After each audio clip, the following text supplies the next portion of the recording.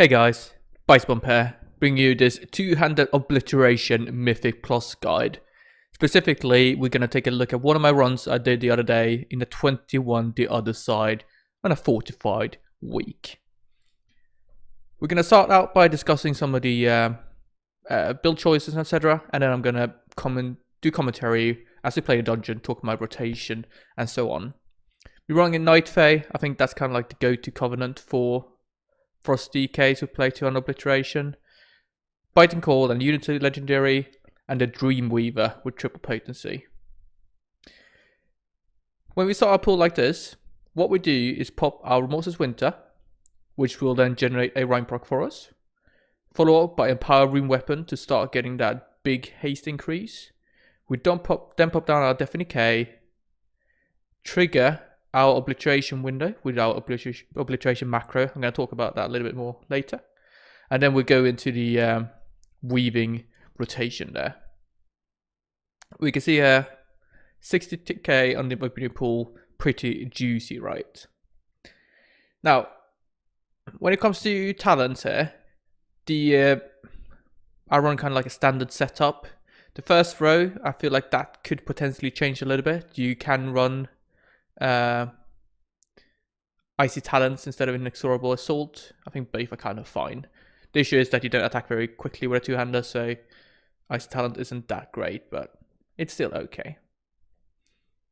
When it comes to what we're going to talk about. Alright, so you can see, in that pool, I use Frosting's Fury. Generally try to use that at the end of Pillar to maximize the strength gain. However, if you don't have Pillar up, you can also use it after you max out your stacks on Death Stew. Another pool, we have pretty much all our cooldowns going to do the same thing. Start with Remorseless Winter, hit down Death Stew, and then you trigger our Obliteration macro and go into the Obliteration weaving here. Obliteration Weave is hitting Obliterate, and then Howling Blast to Frost Strike, and then hit Obliterate, Howling Blast, Frost Strike, back and forth, back and forth, back and forth. Right. We can see we did 40k there, not as much as previously because we didn't really have our Empowering Weapon, but still a juicy pool. I feel like, Obliteration has 2 damage windows. We have the normal Pillar Frost every minute, and then we have Pillar Frost, which is empowered by Empowering Weapon. The extra haste you get from the accelerated Cold Conduit is really juicy, makes you able to do far more GCDs in your Pillar Frost window, and it allows you to roll your Remorseless Winter stacks. Just to briefly cover that, because I think it's important. So Remorseless Winter, when you have Gathering Storm, every time you spend a rune, you gain a stack up to 10, which both increases its duration and its damage. Thing is that if you spend enough runes, what you can do is you can press Remorseless Winter again when it is up already to roll the stacks you have. So you essentially, instead of ramping, 1, 2, 3, 4 stacks, so on, you start at 10 and you get like the entire Remorseless Winter at 10 stacks, which is a very large amount of damage. You generally can do that whenever you kill the seasonal affix dude. It reduces cooldown on Remorseless Winter, which makes it very easy to roll your stacks. Also, during Bloodlust you can do it, and during Empowering Weapon you generally can do it as well. Something you need to consider is at the end of your Pillar of Frost window, try and spam your runes if you can see that you're going to extend it.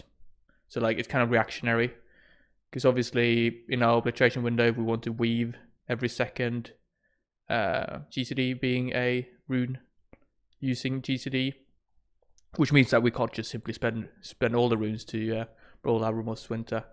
But generally, with enough haste, you will still be able to roll it. And with you can always do it easily.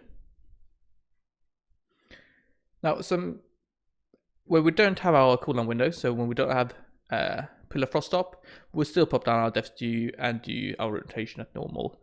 It's important though that, using your Death Stew, if you're going to use it in between your Pillar Frost window, it has to be dropped ASAP. Like if you delay it, you're then not going to have it up for your next Pillar Frost window, which is going to be a big DPS downgrade. So generally, try and use it once in between each pillar, But if not, you know, that's also fine. All right, we're going to do one more pull here. Not that huge, but still fine. For doing with the relics, I always like to target a relic, do the normal Remorseless Winter into Death's Due, into Rime and Pillar Frost, and then do the Cleave, and always having target, which, you know, that first obliterate is going to help so much, making sure that the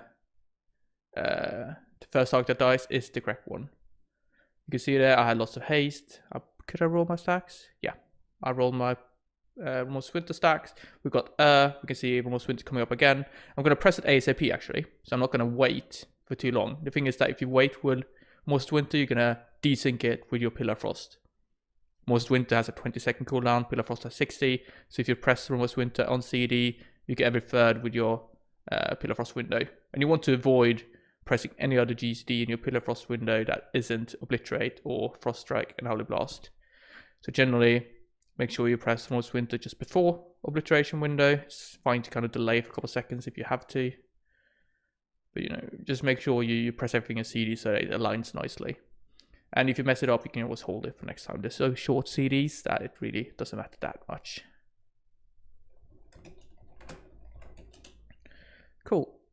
We are pumping along here. Every pull here is kind of huge, which is nice. You can see this one, I don't have any CDs. I'm just gonna pop Remorseless Winter and then do my normal single target rotation here. You can see there, I use double Obliterate and then use my Frosting Fury. It's fine to use it outside of Pillar. Ideally you want to use it in Pillar, but outside of Pillar, as long as you have 4 stacks of your Death's Due, it's a 20% damage increase, so it's kind of fine. I get my Obliteration window coming up a bit late in this pull, but I still commit it. I feel like generally it's a bad idea to hold your cooldowns at the end of pulls, even though it doesn't feel great to, you know, use them at the end. It's crucial to both reach high DPS overall and to speed up the key. No CDs here. I'm going to focus on trying to kill the hatchling. I think we... Oh yeah, there it died. Alright. They managed to kill it nicely. You can see here, I'm in a bit conundrum. So, Death's Due. Oh no, I used it. I don't think that's the right use, because Pillar Frost was coming up in like, I don't know, 15 seconds. Using Death's Due there, sure, you get your strength buff for your Pillar Frost window, but you don't get the Obliterate Cleave. And the Obliterate Cleave is very powerful. So I think actually the play there would have been to save Death's Due and use it later stage. You can see that I think I actually used Remorseless Winter in my Pillar Frost window. I'm not 100% sure what the play is, because obviously Remorseless Winter deals an absolute ton of damage, but then again you don't want to use it in your Pillar Frost window if you can. I think if you end up, you know, desyncing it, it is fine to press Remorseless Winter in your Pillar Frost window, even though it's not ideal. It's most likely better for overall DPS. End of pack, I still pop my Obliteration window. Like the CD is so short, just use it all the time. That's how you're going to maximize your damage overall. And it's going to help us kill this pack quickly. It's only 12 seconds long, so even if you use it at the end of the pack, you usually have enough time to actually leverage it enough. Alright, we're now going to come to the first boss. I usually do the same thing in every boss. We are going to kill have it as our target, first the relic, and then as soon as the ad spawns, we're going to pop our cooldowns on pull, and as the ad spawns, we're going to have Death's Due down, we're going to be in our Obliteration window, and we're going to be absolutely pumping. In this case, I don't have my Pillar Frost, but I still use my Death's Due. I think that's fine in this case, because obviously when we kill our we're going to get lots of CDR, which means that we can still leverage... hang on. I'm making some questionable choices here. I believe it would have been better to hold my Death's Due there to make sure I had it for the Obliterate Cleave, because it essentially doubles the damage of the Obliteration window if you have the if you have 2 targets, which we will have there. So probably hold Death's Due there. You can end up holding it for quite a long time, but the value you gain by using it with Pillar Frost is just so great. Right, a point which I haven't covered so far is Empowering Weapon and how we use it with Pillar Frost. Every second Pillar Frost should be used with Empowering Weapon. Obviously, it depends if you delay one pillar and you get Empowering Weapon coming up, do you use them together? But always Empowering Weapon with your pillar. You can use Empowering Weapon up to 8 seconds before you go into your Pillar Frost window. And that's because the buff of Empowering Weapon lasts for 20 seconds. And then you have 12 seconds of your Obliteration window. So that gives you 20 seconds total, right? Oh, that means that you can use it up to 8 seconds in advance and still have it for the entire duration. So do feel free to use it, 5 to 8 seconds before going into your Obliteration window. It's quite nice. It helps stack up your Remorseless Winter stacks before you go into the Obliteration window. And it just makes your rotation a bit quicker. You can see there. Here again. Oh, well, it's kind of fine. So in single target, you can use Depth Dew up to, how long is it? 12, 15, 25, like 13 seconds before going into your Pillar Frost window, and you're still going to have the buff throughout the window. However, in multi-target, always save Depth Dew for when you have your Obliteration window. Right, so for the boss fight here, we should cover some of the mechanics. You can use AMS when he does the explosion and survive it. You get a nasty dot, but it still gives you a bit more uptime.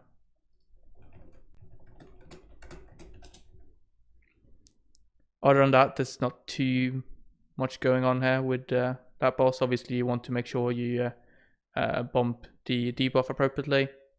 But as a Frost TK, we're just going to pump as much as we can. Alright, we now have all our cooldowns ready. We're going to do a big pull. It's going to be juicy.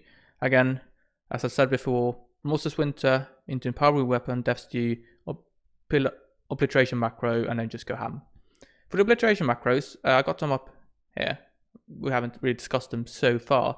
So one is for entering your Obliteration window with Howling Blast, and one is for entering with Frost Strike. We use them to generate the Killing Machine proc as soon as possible, and we do it to maximize the number of GCDs we have in our Pillar Frost window. If you use the macro, essentially, you're going to trigger the Killing Machine proc as soon as is possible in the game. Alright? This time, I actually tried doing it differently. So, I did Remorseless Winter, Empowering Weapon, and then did my Pillar Frost macro. And then popped down Depth Dew. I'm actually not sure which one is better. If you use Depth Dew after your Pillar Frost macro, you get more GCDs in your Pillar Frost with the Obliterate Cleave. Alright? But you'd lose a GCD due to popping Depth Dew.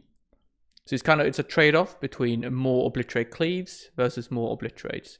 And I think it depends on the target count. Like on a lower target count, I'd always use Depth Dew after Pillar Frost macro, because the Obliterate Cleave is very valuable, versus on a larger target count, like the Glacial Advance component is going to be a bigger part of damage, which makes it more worthwhile to trigger more Killing Machine procs.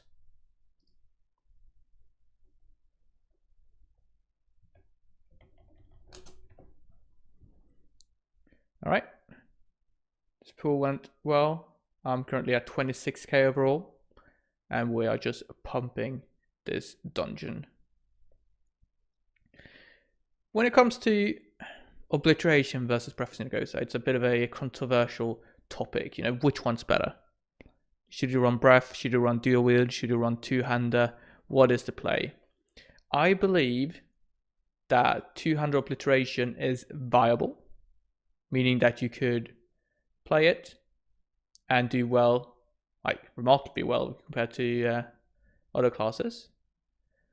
And in many instances, it can do similar or more damage to Breath of Negosa. However, in a highly coordinated group, at a high key level, Breath of Negosa will be your play. So when you look at like the top players, Muffin Cookie for instance, he'll be running Breath of Negosa because they can plan around the 2-minute damage windows. all the ads have very much HP, so the duration of the packs are a bit longer.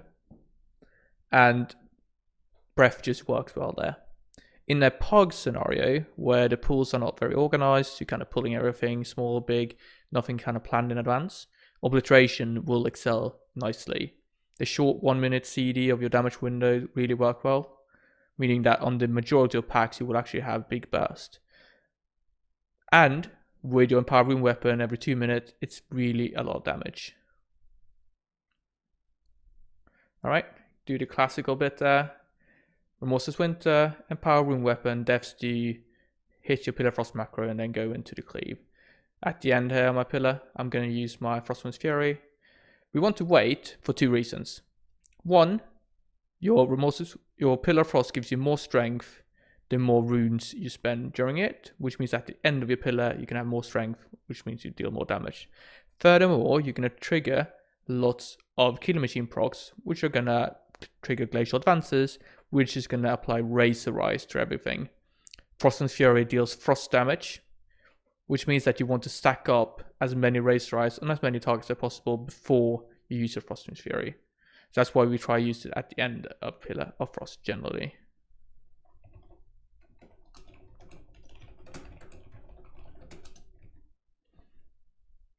Alright, that pack is dead, easy peasy. Let's move on to the next one. I'm running Blinding Sleet here. I like to use it generally to help with crowd control. It will stop everything from casting, and it would also slow them by like 50%. So just use it when your tank is kiting, for instance, and it's just a very useful help. Alright, we're setting up here for a 2-target Cleave. We're going to hold my Death's Due, I hope, until I get my Obliteration window. Yeah. We also know that the Dental Drill is going to use his Haywire soon, so I'm going to hold off from using my Obliteration macro a bit. There we go. Also, to clarify with Obliteration macros, use the one with Frost Strike if you don't have a Rhyme proc. Otherwise, you use the one with Howling Blast. So it depends on like the proc you have. Another thing, if you have a Killer Machine proc, use it before you go into your Obliteration window. Like if you go into your Obliteration window with a Killer Machine proc, you kind of miss out on the opportunity to generate an additional Killer Machine proc in your Obliteration window. So before you press the macro, make sure you spend whatever Killer Machine proc you already had, so that you can maximize the number. Alright, we're killing Wu here so we can use the Invis to get past everything. Remember, when you keys, give your tank a sufficient amount of time to group up all the targets and get some aggro before you go in. As a Frost DK, you are prone to aggro. Like, the amount of bursts you can put out is substantial. The fact that your Killer Machines are doing it, Obliterate deal so much damage, means that whatever you are hitting will probably give you aggro. Oh god, I messed up that Obliteration window. Anyway, just be mindful. Have a look at your threat. Don't go too hard in any given pool before the tank has grouped everything up and hit it a couple of times. You're going to do lots of damage anyway, so better to do a little bit less damage because you got started a little bit later than dying to aggro. If you do get aggro, just use IBF and you're going to survive it. You also have Death Strike to help. There's a Woof spell. You can dodge the stun by using IBF. But other than that, you can't do much. Alright. Lovely. We get the Invis. We're going to wait for him to disable all of these. You have to wait a couple seconds after they stop because they're still alive and well here. Like you can see, if you jump too early, you're going to die. Just wait like 2-3 seconds more and you won't be dying in that kind of sense. Melee brain here, both melee. Alright.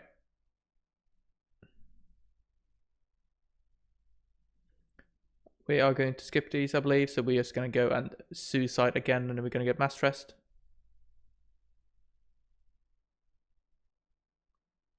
There we go, and we're going to move on to the next boss. Now we're going to see a proper opener with the empowering weapon and everything. Same as always, Remorseless Winter into empowering weapon, Death's Due, and then target dude with Obliteration macro, and then you go the weaving bit.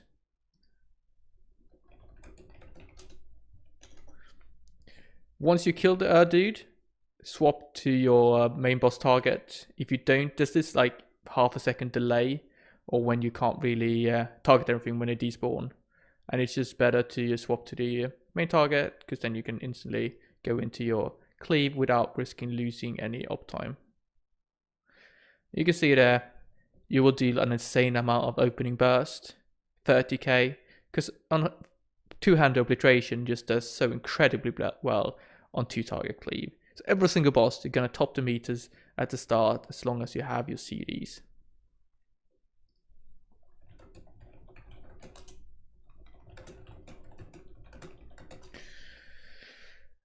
We can't do that much here. Obviously, we want to interrupt the dude. You don't want to use AMS to soak the lasers, because the lasers just go right through you at that point. On single target, it's much more easy to use your Death's Due properly, so just ensure that you use it on cooldown all the time. I'm currently holding my Frost and Fury. I'm not sure if that's a mistake. Like, Frost and Fury deals such an incredible amount of damage in AoE, but it's kind of lackluster in single target. So ideally, you actually want to hold it whenever there is actually a big pack. It's not that worthwhile to press on single target. Like on Tyrannical bosses that last a long time, sure, you're going to press it, because otherwise you will waste like a full cast. But generally, you know, I try to save it for an actual AoE pool. I really like to use AMZ there for when the first kind of rockets come crashing down. You will take some damage, and it just helps your group survive. We're coming up with another obliteration window. You can see that I messed up. I triggered a macro without enough runes. You actually, generally, you have lots and lots of resources as to an obliteration. However, there are still instances where you don't have enough to go into your obliteration window. Like if you have 0 runes, you generally don't want to press your macro, because you know you might be lucky and generate double runes on that first frost strike. But just as well, you might be unlucky, and then you end up sitting there having to do double frost strike in obliteration window, right? Not ideal. Just make sure before you press the macro, have like at least 1 or 2 runes ready, so you can go into the weaving bit. Once you start weaving, you will get flooded by resources, but we just need to get started properly. All right, we're gonna be it's a bit stressful here, because we killed Millhouse, and Maleficent is soon gonna run away and start doing her rocket barrage. And if you don't have Millers alive, there's no way to stun her and stop that. But you know, I have my obliteration up. I'm gonna push those final percent, and we're gonna kill the boss. Lovely, easy peasy. Now onto the Hakar wing. Quite nice playing Night Fae, because you can use the soul shape. Not too used to that. Here we go. You can see my damage breakdown there. Remorseless Winter is doing a ton of damage. That just comes to show how important it is to use Remorseless Winter as much as possible, and whenever you can, roll your Gathering Storm stacks. We've got the Enraged Spirit. Do not be afraid to use the cooldowns on a single target enemy. Like, do not hold, for instance, Empowering Weapon here to use on the next pack. That is a terrible idea. It's just going to slow down the key overall, because you're just going to make everything slower. You're going to spend lots of time killing something just to then burst everything on the next pack. Here we go. So, questionable thing I did there. Remorseless Winter, I saw that I could roll it. I could roll the Gathering Storm stacks. I spent the last 3 GCDs in my pillar pressing Obliterate. Whereas I could have generated a Killing Machine proc. I think a mistake there to do only Obliterate instead of generating Killing Machine. Maybe in AoE it's different, but in this case definitely should have just continued my normal rotation. Also, I don't know about using Frostwind's Fury there, right? We're just about to go and kill a huge pack that it could have been far more useful on. So, oh well. There we go. Always target dude, so we can kill that as soon as possible. Wait a little bit before we go in. Die because I'm...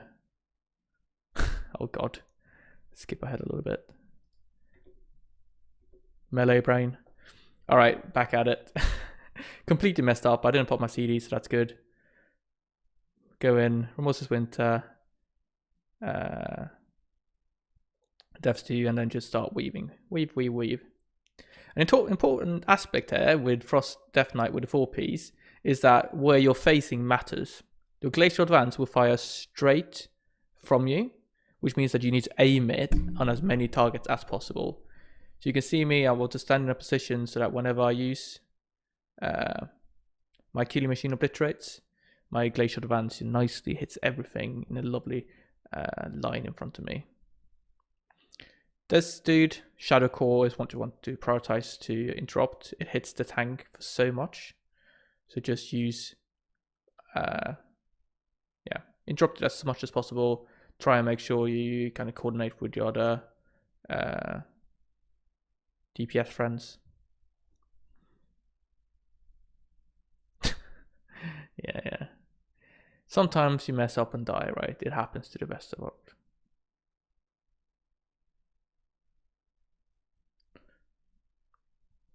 Right, we're going to kill the ads before Hakar.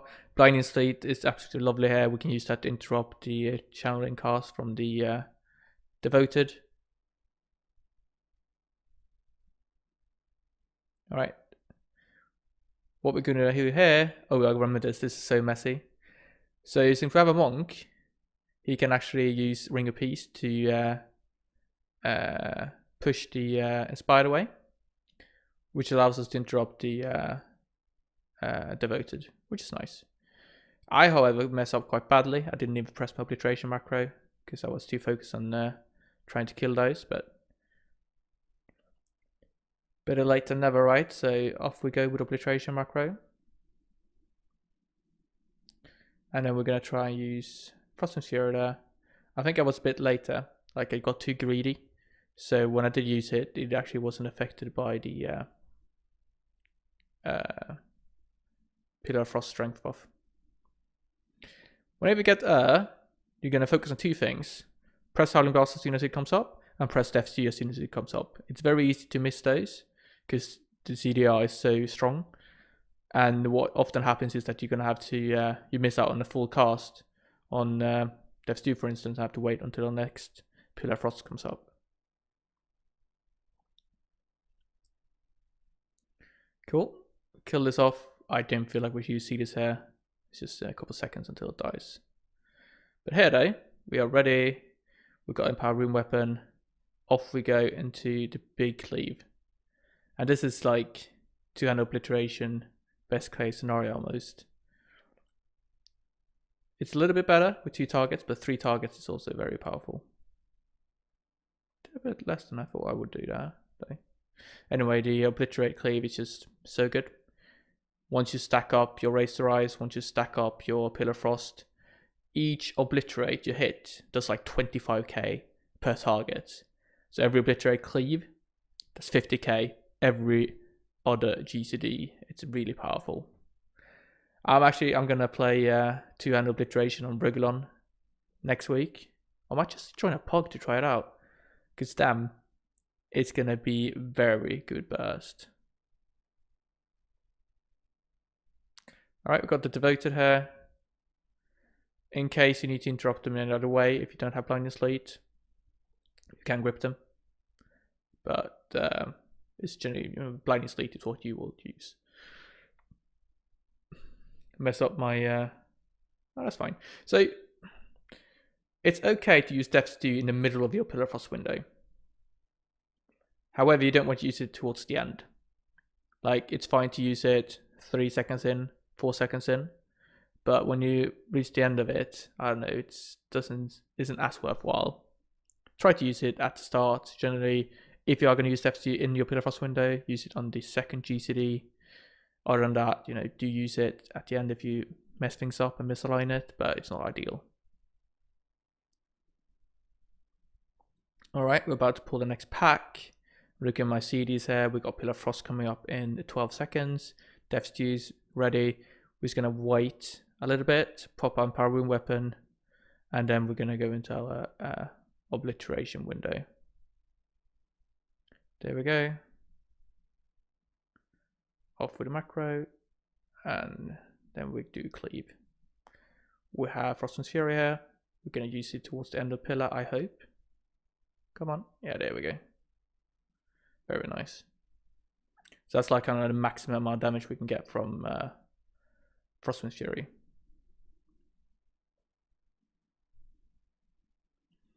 Next boss, it's going to be important for us to focus the ads. Like the only real way you can wipe on Hakar is if you let the ads run loose, and they will keep casting Blood Nova, which is going to ramp up in damage, which will eventually wipe you. I can't remember if this specific key was messy. I think it might have been, so we'll see. I might not be great at targeting the ads properly, but we'll see. Again, we're going to get big opening burst because we have the 2-target cleave on. There we go. We've got 19.2 overall so far. Pretty nice. Right, we're ready to do our Obliteration Cleave. Target dude. Pop out CDs, macro. As soon as it dies, make sure we target our car. And then we get that juicy blitz. 15k in both. 70k. Just stacks up. Hitting our Remorseless Winter as soon as it comes up. And then as dies, we're going to focus on using our Remorseless Winter soon again. You can see I didn't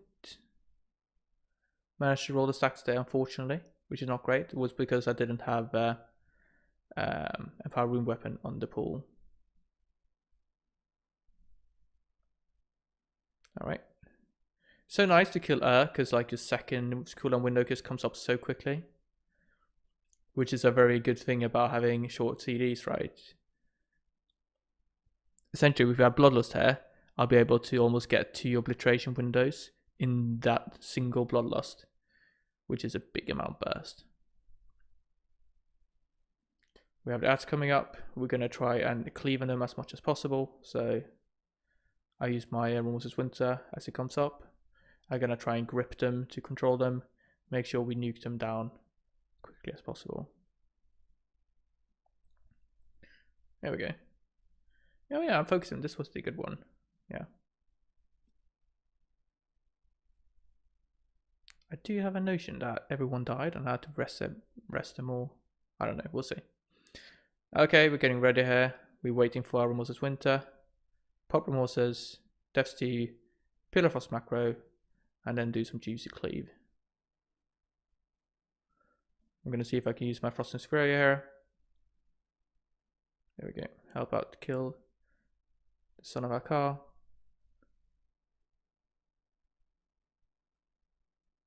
Getting a little bit messy. It's a good idea to use AMS for when he casts his blood barrier because it's going to reduce the shield he gains. Alright, so now we have 3 Hakars up. It's going to be crucial to kill them as soon as possible.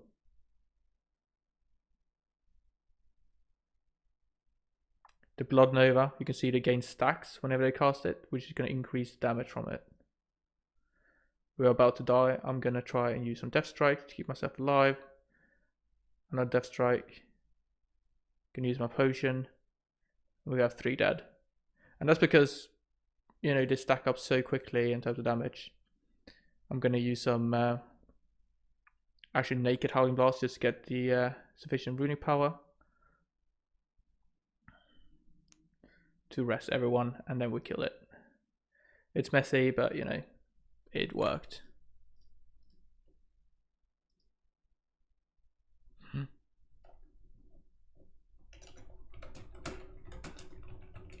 Sorry. Alright, we've killed all the trash, just the final boss to go. And not too much to think about there.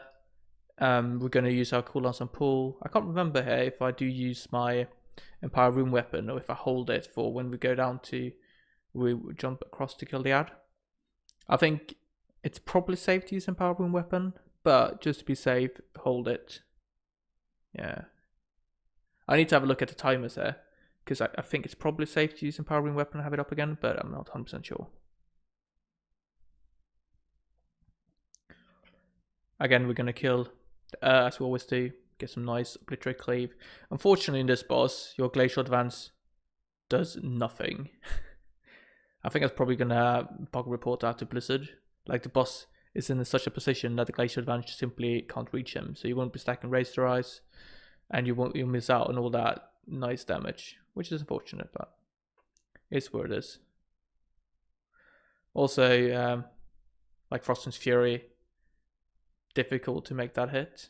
So I'm not sure if this is a new thing, but I noticed that it feels like the hit he does from his frontal, it kind of triggers very late.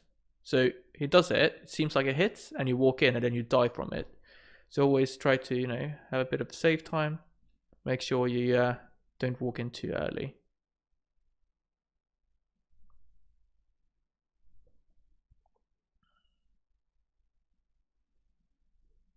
Look at this. I think no, Warrior wouldn't be running in. He uses a spell effect. Yeah, just give it some space.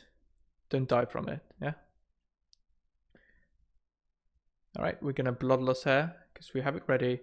So we're gonna use it to ensure we finish this phase nice and quick.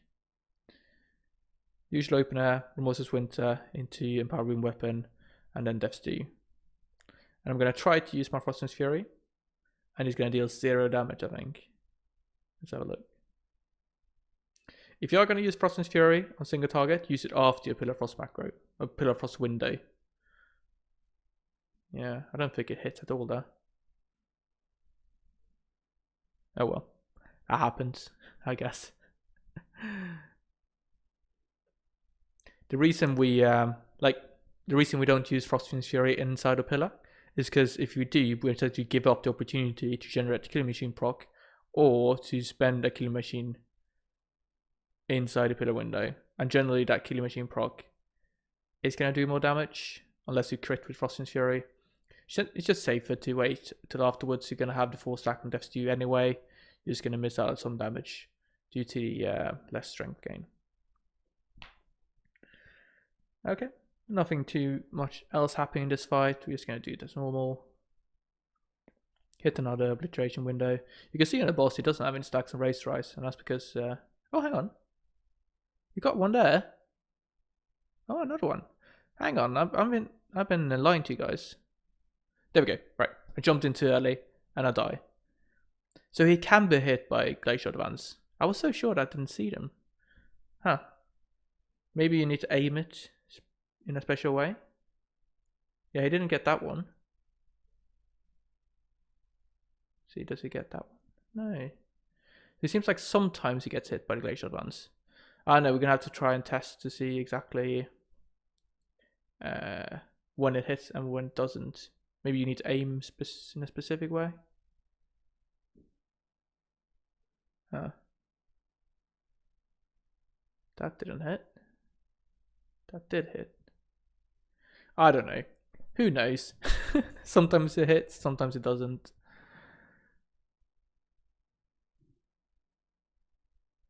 You can see that I used my Obliteration macro when I was low on runes, which meant that I lost some damage.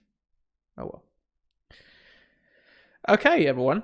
That was a plus 21 the other side with 200 Obliteration, and we ended at 17k overall. I know it's not the highest number ever, but I feel like it's generally a good build. It does a ton of damage. It's viable and it's very fun to play. So do give it a go, see if you like it. If you don't, you know, you can just run breath if you want to. Leave a comment down below, tell me what you thought about this video. Upvote, downvote, consider subscribing, hook me up with Dako's Discord if you have any more questions or you want to discuss anything. And I'll see you guys in the next video. Thank you very much for watching. Bye bye.